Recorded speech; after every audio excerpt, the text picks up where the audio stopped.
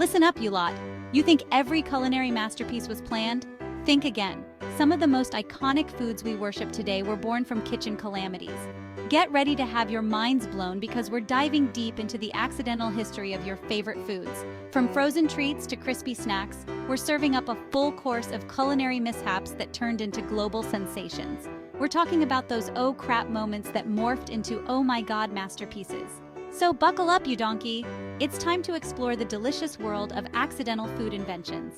Get ready to see your favorite snacks in a whole new light. You'll never look at a potato chip or a chocolate chip cookie the same way again. Let's kick things off with a childhood classic, the Popsicle. Picture this: San Francisco, 1905. An 11-year-old named Frank Epperson leaves a sugary drink outside overnight. It's a chilly night and the temperature plummets. Frank wakes up to find his sugary drink frozen solid with the stirring stick still stuck in the middle. He sees the icy wonder, pulls out the frozen treat, and takes a lick. Boom! The Popsicle is born.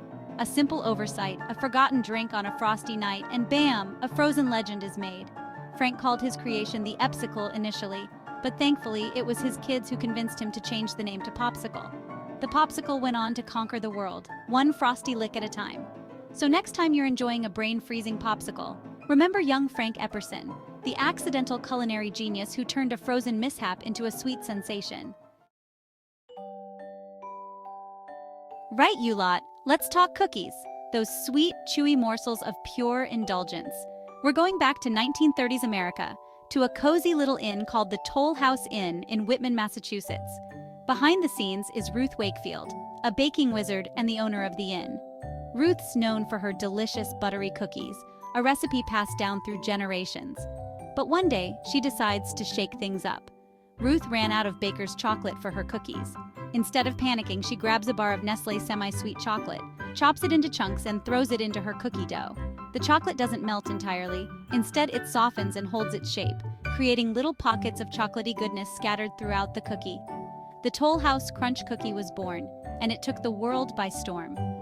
Ruth's accidental invention became a national treasure, a testament to the power of experimentation and a little bit of luck in the kitchen. So next time you bite into a chocolate chip cookie, remember Ruth Wakefield, the baking wizard who turned a chocolate shortage into a sweet sensation. Listen up, you chip-loving fiends. We're about to uncover the truth behind those crispy, salty snacks that have you shoving your hand in the bag for just one more. Our story takes place in Saratoga Springs, New York, back in 1853.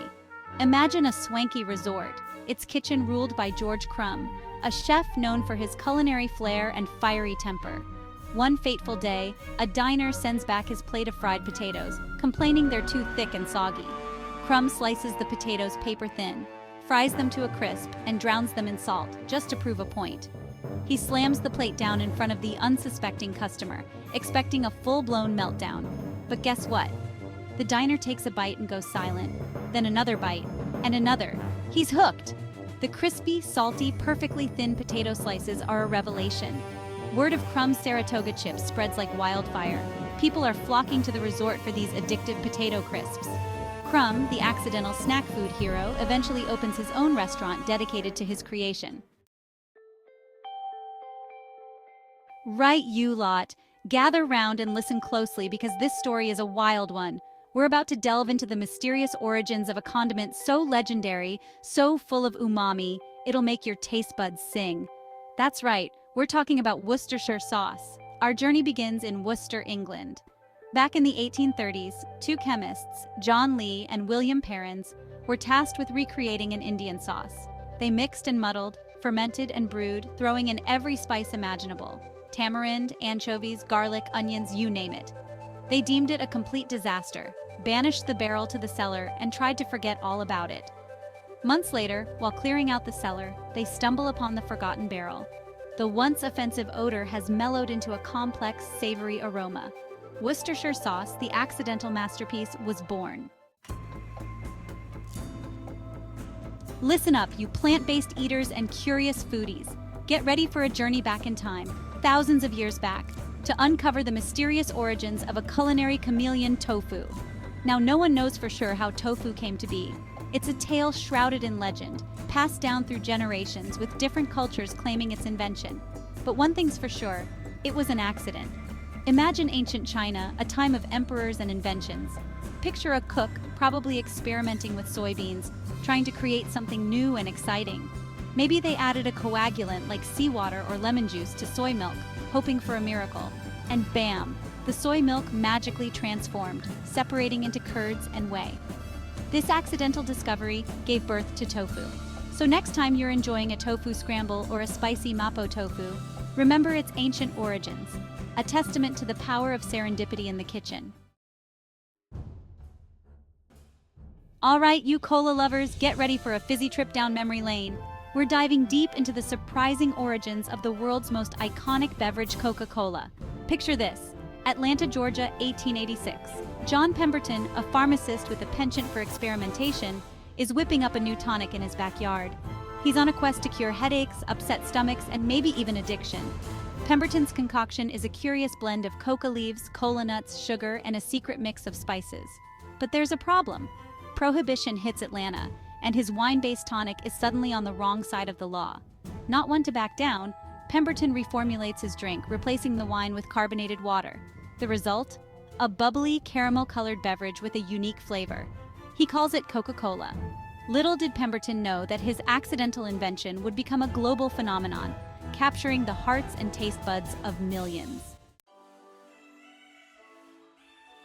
Right, you hungry lot, let's talk about the real MVP of lunchtime, the culinary hero that saved countless lunch breaks and fueled picnics around the world, the sandwich. We're going back to 18th century England, to a world of gambling, high society, and a man named John Montagu, the 4th Earl of Sandwich. This Earl was a busy man, a notorious gambler who couldn't be bothered with the formalities of a proper meal. One fateful day, struck by a stroke of genius, or maybe just hunger, he orders his servants to bring him meat tucked between 2 slices of bread. And bam! The sandwich is born. This simple yet revolutionary creation allows him to eat with one hand, keeping the other free for more important matters, like winning those card games. Word of the Earl's ingenious eating method spreads like wildfire. From its humble beginnings as a gambler's snack, the sandwich has conquered the world, evolving into endless variations.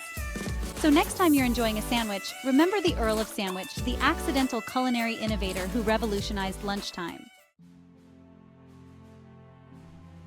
All right, you sauce enthusiasts, get ready for a saucy tale of transformation.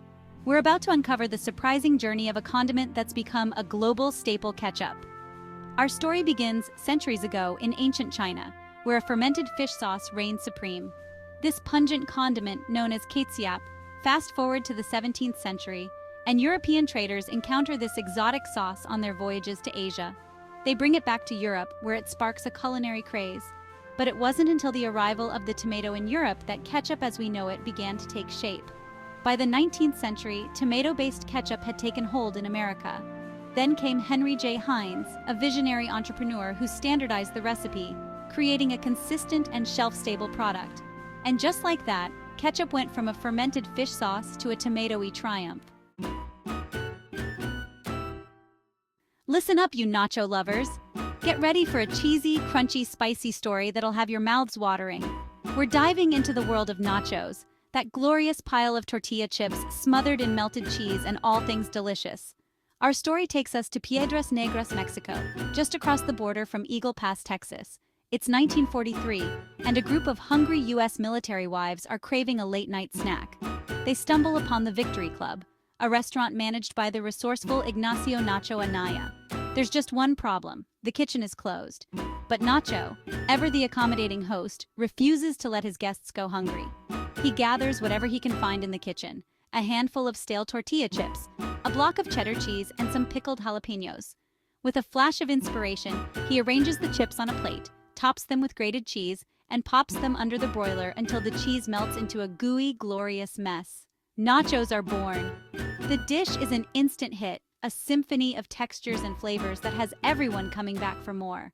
We've journeyed through time, explored culinary mishaps, and uncovered surprising food origins. From frozen treats to savory snacks, accidents and experiments have shaped our culinary landscape. Let's raise a glass to the unsung kitchen heroes, the accidental culinary geniuses. Remember the ice cream cone, born from a waffle vendor's quick thinking? Or the potato chip, a chef's revenge against a picky eater? These accidental food heroes have brought joy, flavor, and magic to our lives. So there you have it, folks. Proof that even in the kitchen, brilliance can be born from blunders. Remember, innovation thrives on serendipity and a willingness to experiment. Don't be afraid to try new things, to push the boundaries, and yes, even to mess up a little in the kitchen. You never know what culinary masterpiece you might accidentally create.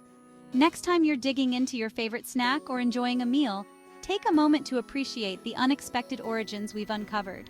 Remember Frank and his frozen treat, Ruth and her chocolate chips, and George Crumb, the sultan of the potato chip?